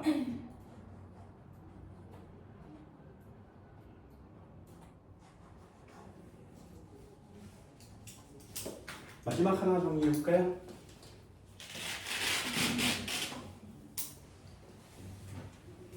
지금 하는 내용들은 전부 다 고등학교 2학년 때도 써먹을 수 있는 내용입니다. 자, 마지막 하나만 정리해 봅시다. 이 녀석도 생각보다 되게 중요합니다. 그걸 뭐라고 하냐면 바닥에 깨진 유리잔이라 그래요.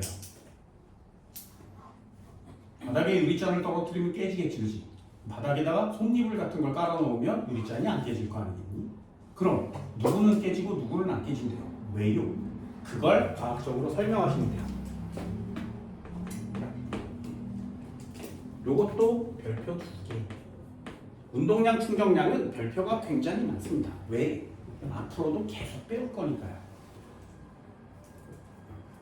자, 예를 한번 들어볼까요? 여기에 유리 접시를 놔뒀어. 똑같은 높이. 질량은 같아요.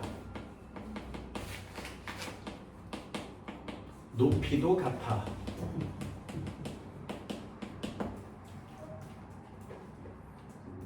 떨어뜨릴 거예요.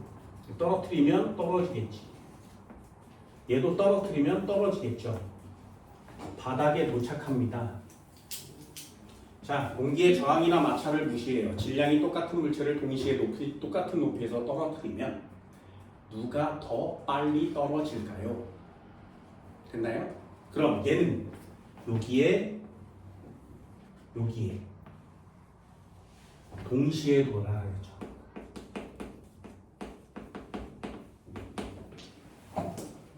됐죠? 높이가 똑같은 데서 똑같이 떨어뜨리면 동시에 떨어질 겁니다.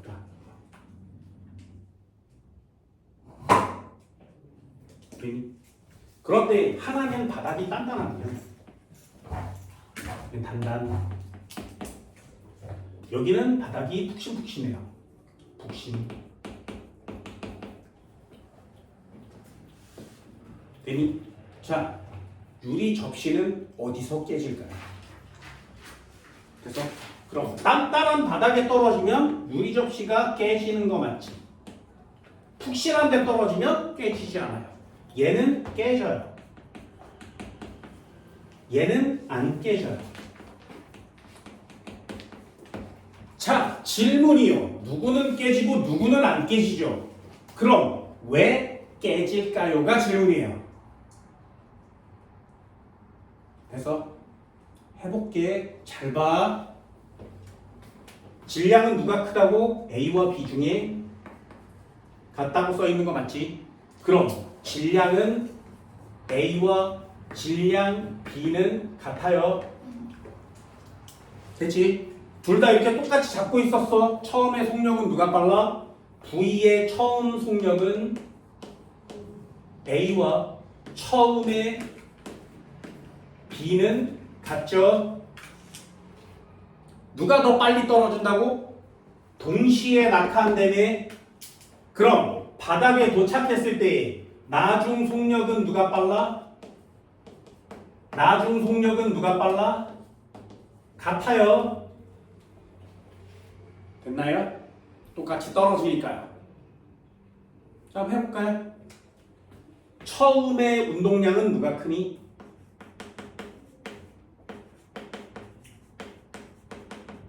A가 커? B가 커? 이렇게 곱하면 처음 운동량 되는 거 맞지? 처음의 속력과 질량을 곱하면 처음 운동량 되는 거 맞죠? 질량도 같고 속력도 같으니까 운동량 같지. 됐어요? 그럼 나중 운동량은 누가 크니? A와 B 중에. 질량은 변함이 없고요. 나중 속력도 같아요. 그럼 곱한 값도 역시 같겠지. 그러니 나중 운동량도 같아요. 이해됐어요? 속력이 똑같고 질량이 똑같으면 운동량이 똑같은 거 맞지? 그럼 결론. 운동량의 변화량은 누가 클까요?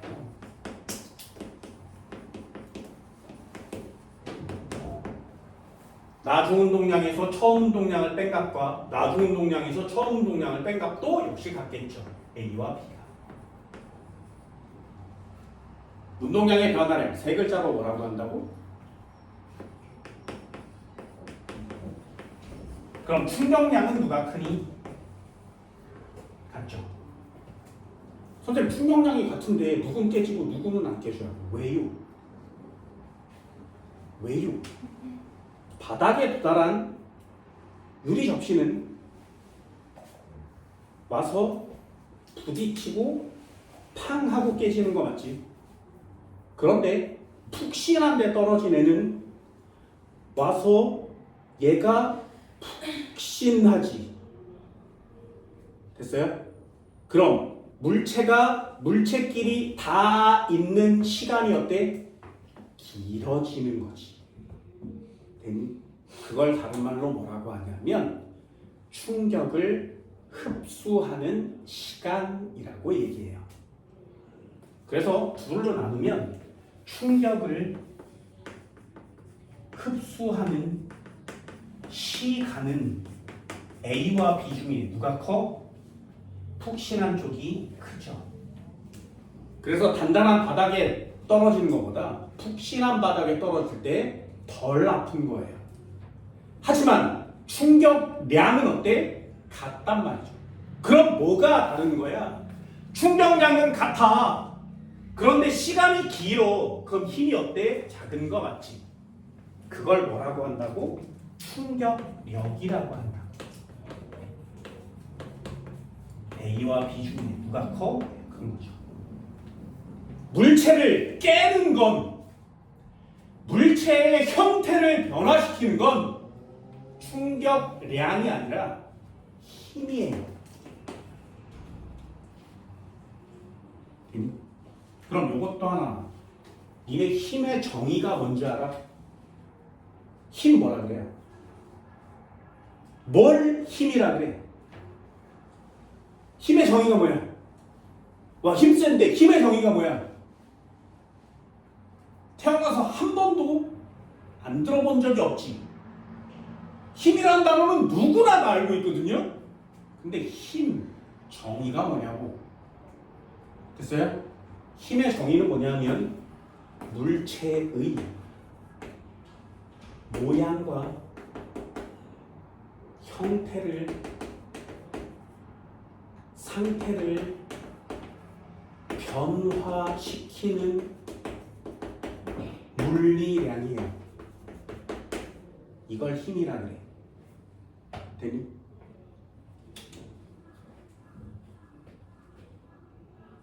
모양을 변화시키지. 그걸 뭐라 그래? 힘이라 그래.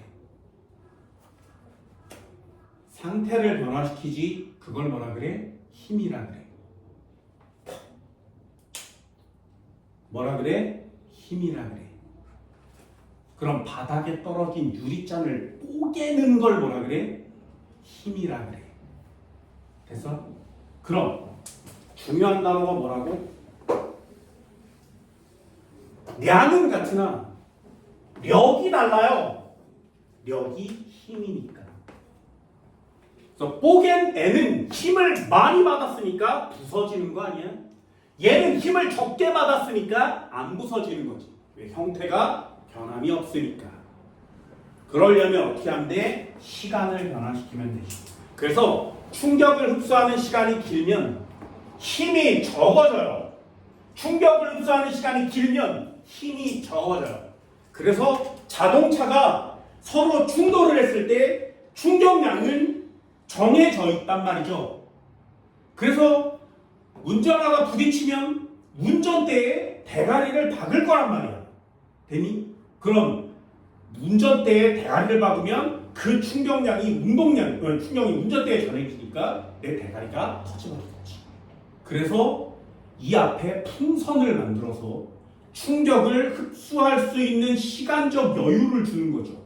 그러면 나의 머리를 뽀갤 수 있는 만큼의 힘을 줄일 수 있는 거지. 이해됐어요? 높은 데서 떨어지면 무릎을 자연스럽게 구부리는 것 같지. 그래야 충격을 흡수할 수 있는 시간을 길게 만드는 거니까. 그러면 안전하단 말이죠. 왜? 량은 변화시킬 수 없지만 가해지는 힘을 줄일 수가 있는 거지. 그게 안전에 대한 내용인 거죠. 그래서 충격량에 대한 내용은 이 세 가지 내용이 제일 중요한 겁니다. 충격량, 충격력, 시간. 시간에다 꼭 쓰세요. 충격을 흡수하는 시간. 이렇게 정의를 해주면 좀 더 쉽게 문제를 풀 수 있습니다.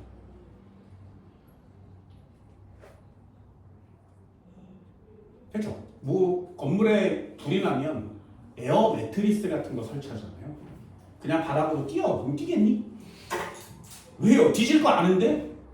그럼 같은 높이에 있는 사람인데 한 명은 바닥에 뛰고 한 명은 푹신한 데 뛰었어. 누가 살아남을 가능성이 높아? 푹신한 데 뛰어내리는 사람이 살아남을 가능성이 높죠. 그럼 니네들도 생각해보세요. 똑같은 건물에 여기 똑같은 층에 사람이 2명이 있었는데 여기에만 매트리스를 깔았어. 이렇게. 그럼 이 새끼는 여기 뛰어내릴 거고 여기는 여기 뛰어내릴 거 아니야? 근데 얘네 둘이 충격량, 충격력, 시간 이런 걸 아냐고? 모르지. 그런데 뛰세요. 그러면 얘도 이쪽으로 와서 이렇게 뛰건 아니겠니? 그냥 느낌상 되게 안전할 것 같은 느낌이 드는 거 아니겠니? 충격량, 충격력, 충격을 흡수한 시간 이런 관계를 몰라도 그냥 우리는 자연적으로 본능적으로 알기 때문에 과학 단어로 바꾸기만 하면 어렵다고 느끼는 거예요. 됐어요? 그럼 얘네들은 똑같은 높이에 똑같은 질량이라면 똑같은 높이에서 떨어지면 운동량의 변화량은 같으니까 충격량도 같은데 바닥에 떨어질 때는 사람이 뼈가 부러지고 머리가 터질 만큼의 충격의 힘을 내가 받는 거지. 그래서 나의 형태와 상태가 변하는 거 맞죠? 얘는 충격을 흡수하는 시간이 길어지니까 힘이 줄어들어서 나한테 힘을 주는 양이 적어지니까 내 상태를 변화시키기가 어렵지. 그래서 그 상태로 살아남는 거죠. 됐나요? 그래서 충격량, 충격력, 충격 흡수하는 시간 이 세 가지의 관계는 꼭 체크해 줄 수 있도록 합니다. 그래프로 그려볼까요? 이 녀석을 그래프로 그리면 훨씬 더 간단합니다. X축은 힘이라고 쓰고요. Y축은 시간이라고 써요. 그래프가 두 가지인데 하나는 이렇게 생겼고요. 하나는 이렇게 생겼어요. 얘를 A라고 라고 놓고 얘를 B라고 놓는 거지.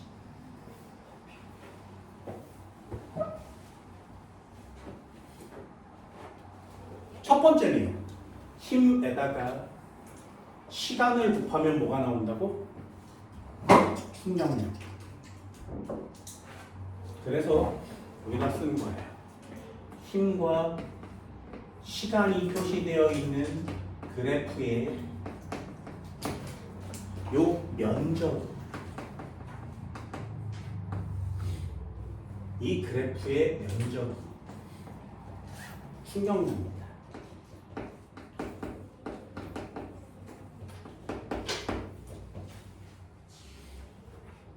그럼 이 두 개의 그래프의 면적은 어때야 돼? 충격량은 같아야 되죠. 면적은 같아요.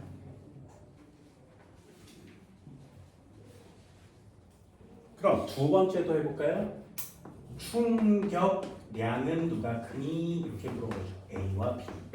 면적이니까 같아요.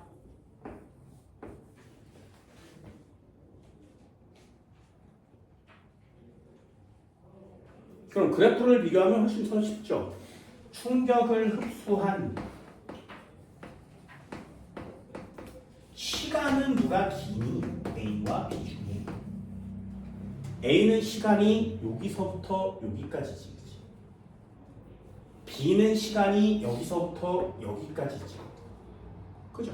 그래프를 판별하면 B가 시간이 길죠.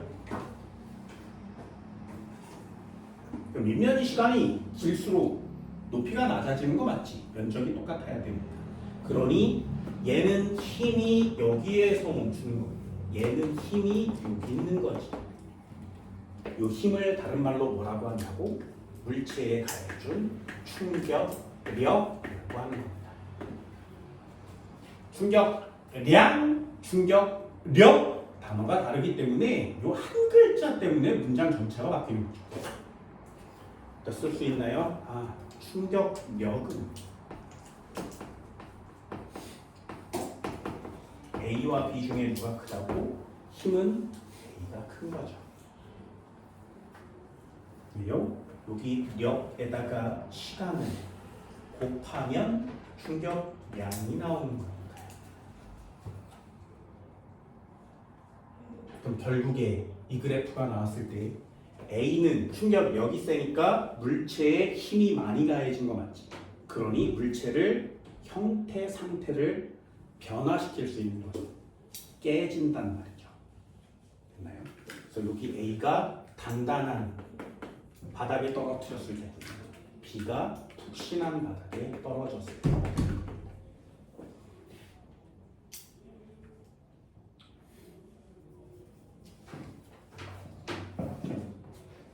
이 관계는 매우 중요합니다.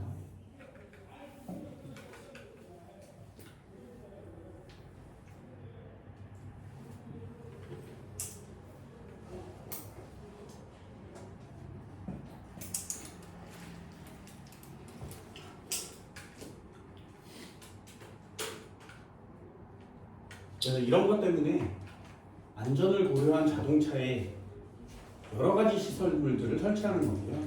도로를 달리다 보면 이 충격 흡수 장치들도 곳곳에 있죠. 고속도로에 보면 굉장히 많은 것들이 충격 흡수에 영향을 미칩니다.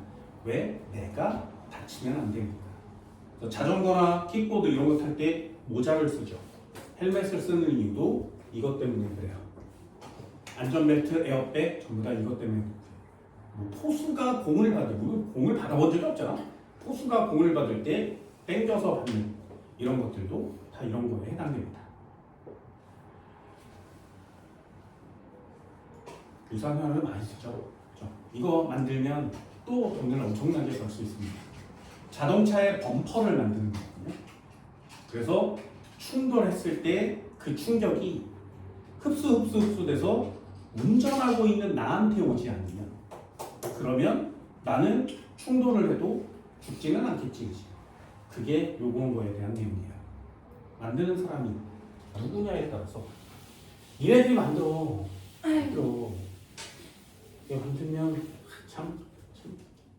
뭐 앞으로는 이런 것들을 계산하는 문제들이 생각만큼 어렵지는 않게 출제가 될 건데 요거 한 글자 때문에 낚여오는 애들 많습니다. 방향, 부호, 그리고 충격량, 충격력 이런 단어는 꼭 신경 씁시다. 책 한번 붙여볼까요? 130페이지요. 거기 아래 계란이 깨져요, 안 깨져요, 방석이에요, 딱딱한데요. 여기 별표를 꼭 하나 쳐주세요.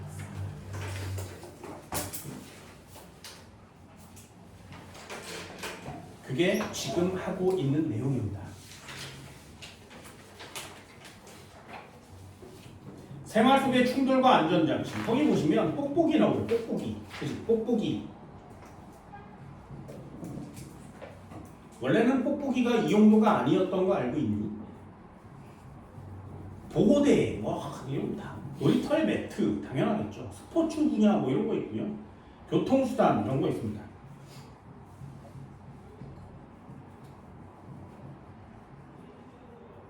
됐니? 그게 옆쪽에 131페이지 5번에 해당하는 내용이고요. 그 4번과 5번 두 문제를 한번 풀어볼까요? 질량이 2kg인 장난감 자동차가 10m/s의 일정한 속도로 운동하다가 벽에 부딪힌 후 정지하였다. 얘는 튀어나오지 않고 정지하니까 훨씬 더 좀 쉽겠지. 자동차가 있었는데 2kg이래. 얘가 10m/s로 가고 있었대요. 벽에 부딪혀서 여기 정지한 거 맞지? 2kg짜리가 정지했대요. 되니? 그럼 항상 언제나 요 패턴이에요.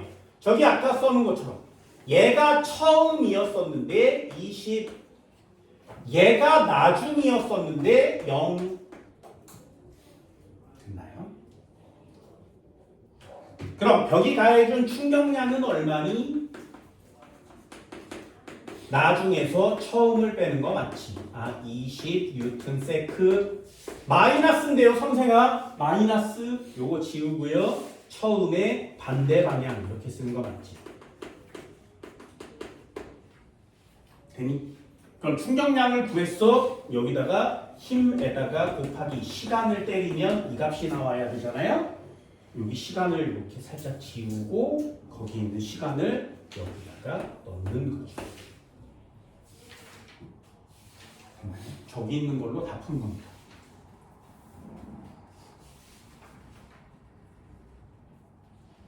그럼 이게 40N이라는 나오겠죠. 어때요? 시험지 항상 비슷한 유형 맞지, 그지? 계산형 시험지는 저기 4개 칸으로 전부 다 구하시고요. 나머지 내용 정리도 한번 해볼까요? 5번이요. 같은 높이에 같은 질량, 같은 높이 같은 질량. 여기 써있잖아요. 질량이 같아, 높이가 같아. 그러면 운동량의 변화량이 같아. 그럼 충격량이 같아. 운동량의 변화량이 같아. 그러면 충격량이 같아.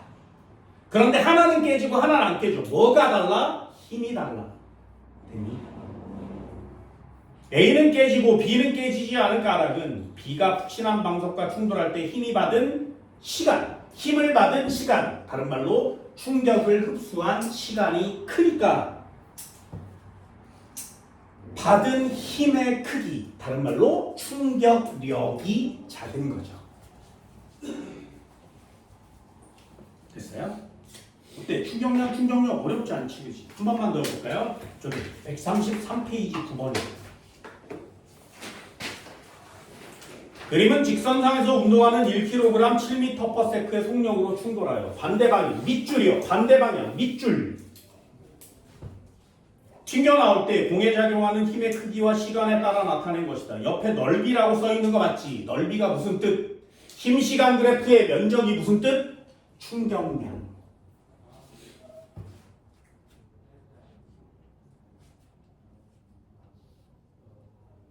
되니? 그럼 한번 해볼까요? 내용은 다 똑같다 그랬어요. 잘 보세요. 공이 있었는데 얘가 1kg이었어. 7m/s로 달리고 있었대.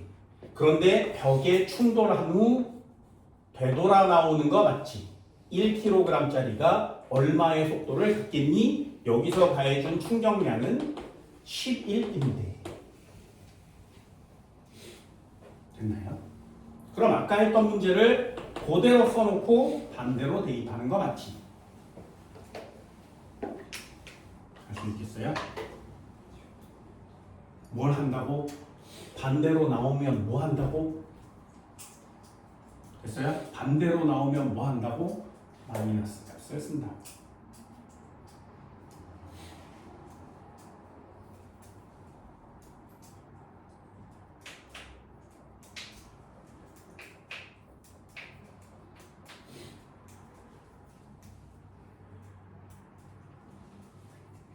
처음엔 7이었죠. 얼마면 11이 나오겠니? 되니? 그럼 운동량의 변화량이 11이야. 7에서 얼마 되면 변화량이 11이 되겠니? 4가 돼야겠죠.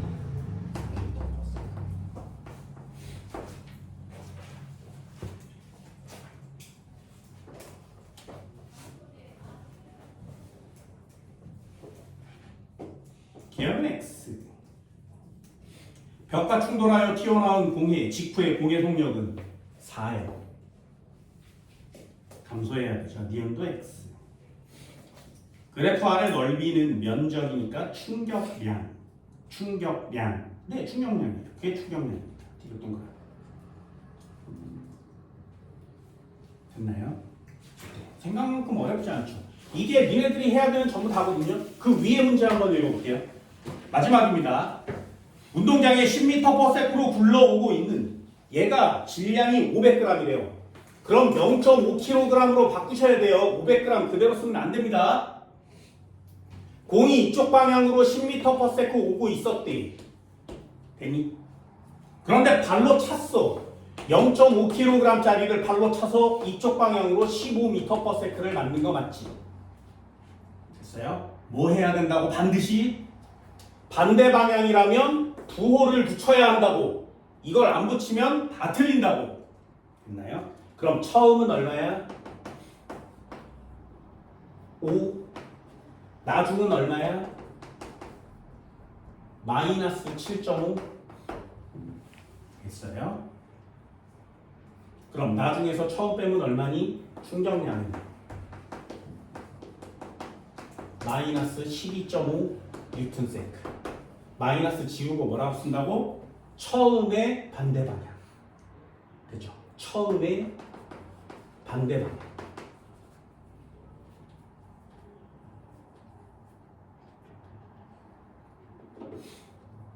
그럼 충격량이 12.5니까 얘는 힘에다가 시간을 곱한 거 맞지?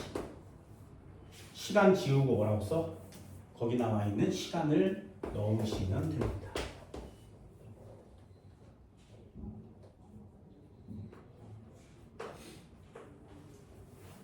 축구공이 발에 가한 충격량의 방향. 충격량 어느 방향? 오른쪽 방향. 축구공은 오른쪽, 축구공은 오른쪽, 발은 왼쪽.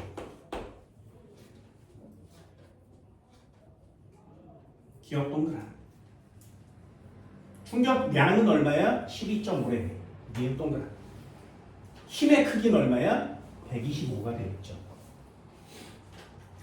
또 동그라. 이렇게 푸는 거예요. 이때 시험 문제 완성되니 이런 종류의 시험 문제들을 니네들이 하나씩 해결해 내셔야 됩니다. 운동량, 충격량 어렵지 않으니까 계산형 시험 문제 간단하게 한번 풀어보세요. 문제는 안 하실 거니까 받아갑시다. 오늘 수업 여기까지.